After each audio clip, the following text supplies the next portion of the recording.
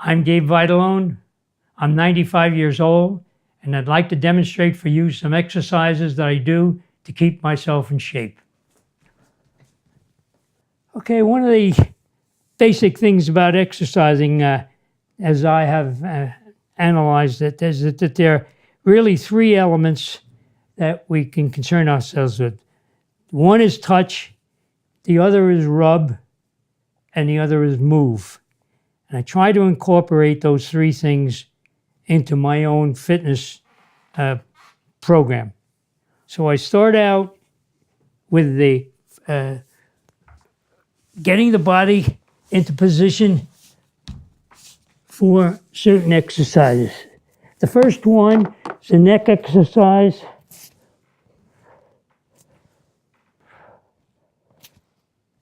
Having had a neck injury many years ago and not being able to move my head from side to side, I've maintained the exercises for over 50 years.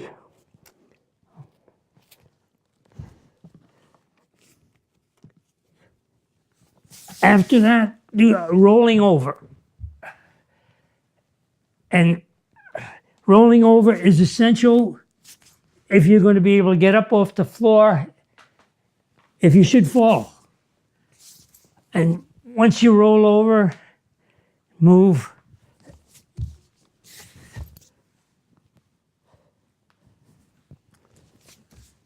A couple of times is fine. Roll over on the back.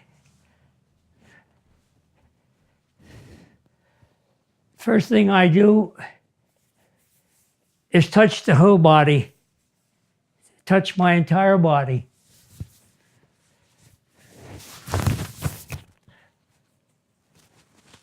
Ears, scalp.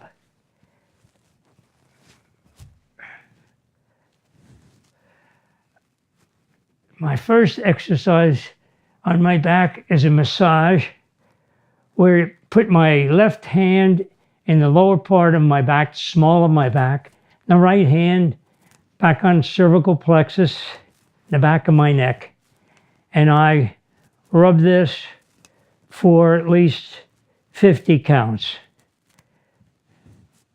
Now I moved to my next exercise of knee twist.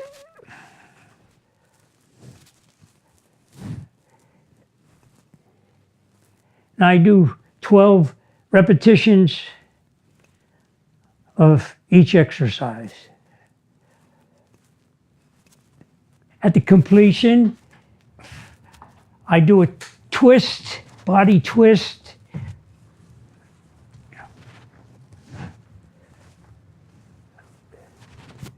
Left knee, right. And now do a bicycle exercise. In the old days, a bicycle exercise used to be done pointing at the ceiling. I use this way because I find that it's more beneficial to the abdominal muscles. And if you want to have a good back, you have to have good abdominals. And I do 50 on each side, which be done to a 100 count. The completion,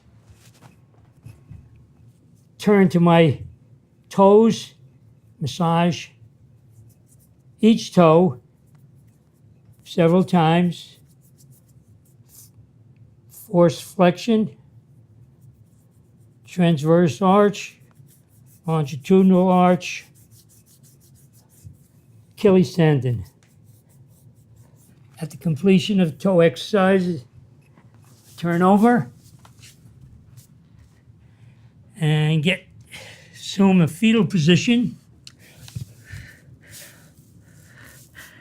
and reach back and massage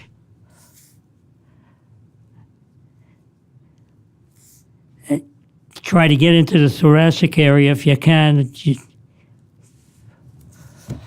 All right, at that completion, I now get on all fours. All right, go back to a modified push-up. I say it's modified because we do them one at a time, but you will notice that there's full extension in this push-up. And I do 8 to 10 of these.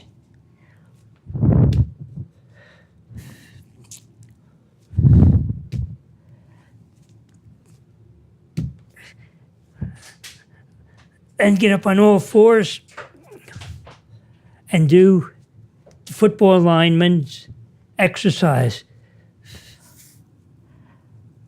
And I do 12 of these repetitions.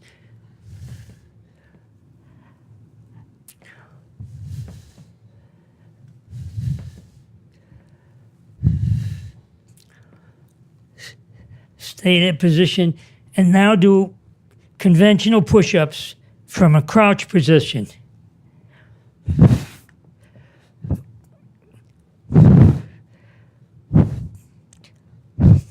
My limit is usually about 15.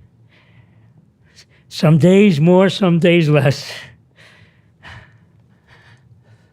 Then you go from that position to fingertip position. Strengthen the hands.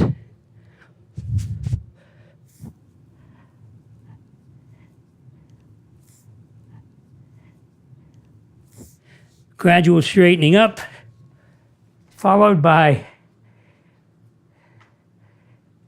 deep knee bends, touching the floor.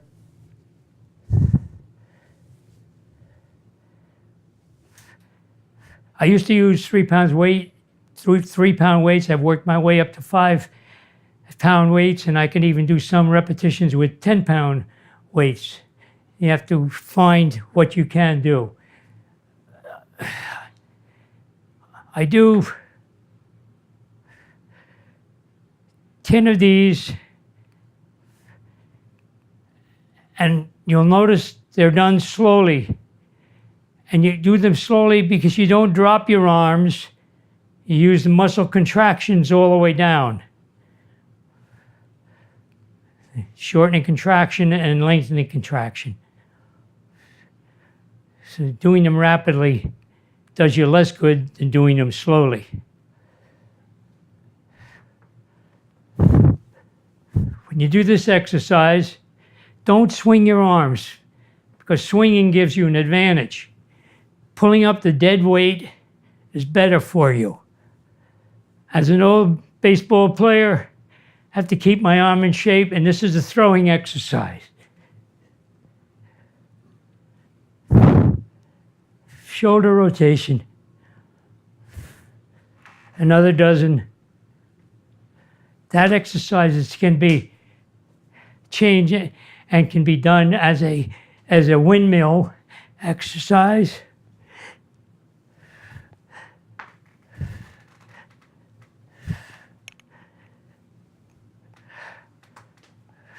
Okay, now the very famous curls. And curls should be done slowly also. Don't let the weights drop. Let the weights drop slowly, then you get the advantage of lengthening contraction.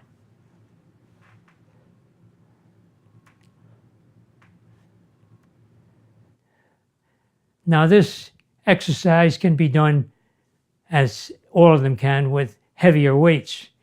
So I alternate many times, and I try to do them with 10-pound weights.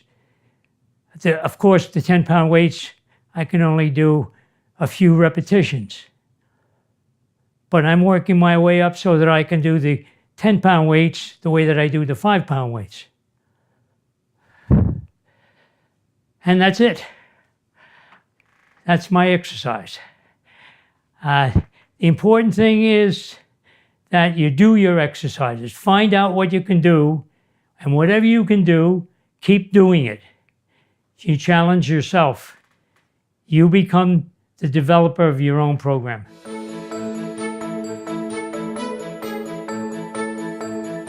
I play horseshoes with some of my age mates, and I found out that sometimes we make things easier, and in doing so, we interfere with maintaining a skill that we have. And at the horseshoe pit, they have an extension with a hook on the bottom so that you don't have to bend over when you pick up the horseshoes after you throw them. Needless to say, I don't do that. I pick up the horseshoes that I throw. So this whole idea of if you get a walker, that there's only certain things you can do in the walker, but there are times with a walker that you can improve your posture. People with a walker have a tendency to bend over, and it's not good for your posture. But while you're having that walker in front of you, there are a number of things that you could be doing that would benefit the body. So it's kind of related to developing an attitude toward activity. The idea that you're going to keep moving for as long as you can keep moving. All of us will reach a point when we can't do these things, but let's not quit before that time comes. So stay active and be happy.